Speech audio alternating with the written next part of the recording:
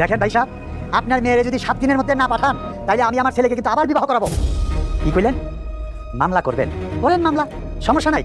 আন্তর্জাতিক আদালতে মামলা করেন, কোনো সমস্যা নাই। আমার একটা কথাই, 7 দিনের মধ্যে যদি আপনার মেয়ে আমার বাড়িতে না পাঠান তাহলে কিন্তু আমি আমার ছেলেকে আবার বিবাহ করাবো। এটাই আমার শেষ কথা। না না, আমি কোনো কথা শুনতে চাই না। আপনার মাইয়ার আপনি পাঠান, আর যদি মামলা করতে চান করেন, আমরা রাজি আছি, মামলা করবো। আমরাও পাল্টা মামলা করবো আপনার বিরুদ্ধে, আপনার মাইয়ার বিরুদ্ধে। কি করে গেছে? এই বিলাল কই গেছে মেজো ভাই? মেজো ভাই তো সেই সকাল থেকে দোকানের বাইরে গেছে। কই জানোস? না তা তো জানি না। তা কি জানোস তুই? সারাদিন তোর মালিক দোকানে নাই আর তোর কোনো চিন্তা নাই, তাই না? নিশ্চিন্তে দোকানদারি করতেছিস। সারাদিন দোকানে বসে খালি কেনা বেচা করতেছে। তোর মালিক যে বাড়িতে যায় নাই তার কোনো খোঁজ খবর নেওয়ার দায়িত্ব নাই। তোর কি কোনো দায়িত্ব জ্ঞান নাই? আসসালামু আলাইকুম বন্ধুরা।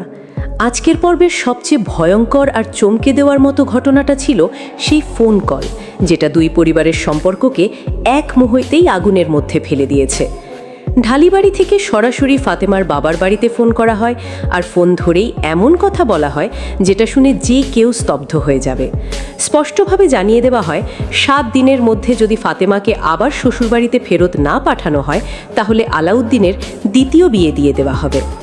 এই কথাটা শুধু একটা হুমকি ছিল না, এটা ছিল ফাতেমা আর তার পরিবারের আত্মসম্মানে সরাসরি আঘাত। কারণ একটা মেয়ের সংসার ভাঙার ভয় দেখিয়ে তাকে জোর করে ফিরিয়ে আনার চেষ্টা করা হচ্ছিল। ফাতেমার বাবাও চুপ থাকেননি, তিনি রাগে বলে দেন দরকার হলে মামলা হবে, আদালত পর্যন্ত যাওয়া হবে। আর তখনই পরিস্থিতি পুরোপুরি নিয়ন্ত্রণের বাইরে চলে যায়। সবচেয়ে অবাক করার বিষয় হলো, এই পুরো ঘটনার সময় আলাউদ্দিনের মতামত কেউ জানতে চায়নি, যেন তার নিজের জীবন নিয়ে সিদ্ধান্ত নেওয়ার অধিকারও তার নেই। একদিকে মা রাগের মাথায় নতুন বিয়ের কথা বলছে, অন্যদিকে সে নিজের স্ত্রীকে হারানোর কষ্টে ভিতর থেকে ভেঙে পড়ছে।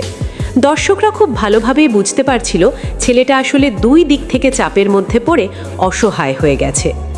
ফোন কলের পর থেকেই ঢালিবাড়ির পরিবেশ আরও ভয়ঙ্কর হয়ে ওঠে। সবাই নিজেদের মতো করে দোষারোপ শুরু করে। কেউ বলছে ফাতেমা ভুল করেছে, আবার কেউ মনে করছে তাকে ইচ্ছা করেই অপমান করে বাড়ি ছাড়া করা হয়েছে। বড় ভাবি বারবার পরিস্থিতি শান্ত করার চেষ্টা করলেও কেউ তার কথা গুরুত্ব দিচ্ছিল না। অন্যদিকে ফাতেমার পরিবারও এখন আর আগের মতো নরম অবস্থানে নেই, কারণ তারা বুঝতে পেরেছে মেয়েকে শুধু ফিরিয়ে নেওয়ার জন্য না, বরং ভয় দেখানোর জন্যই এই বিয়ের হুমকি দেওয়া হয়েছে। আর এখান থেকেই শুরু হয় নতুন যুদ্ধ, যেখানে ভালোবাসার চেয়ে অহংকার আর প্রতিশোধ বড় হয়ে উঠতে থাকে। এরপর বাড়ির ভেতরে আরও বড় নাটক শুরু হয়। জায়েদ বেগম হঠাৎ দাবি করেন তার সোনার হার আর কানের দুল চুরি হয়ে গেছে, আর সন্দেহের তীর সরাসরি ফাতেমার দিকে ঘুরিয়ে দেওয়া হয়, যেন তাকে পুরোপুরি অপরাধী প্রমাণ করার একটা পরিকল্পনা ধীরে ধীরে তৈরি হচ্ছে।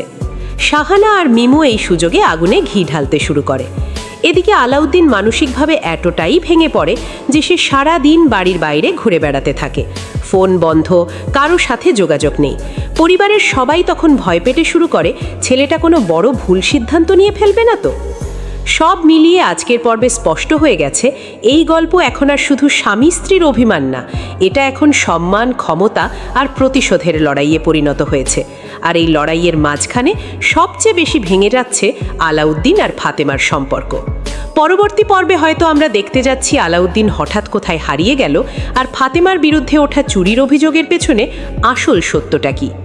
ভিডিওটি ভালো লাগলে অবশ্যই লাইক, কমেন্ট এবং সাবস্ক্রাইব করতে ভুলবেন না।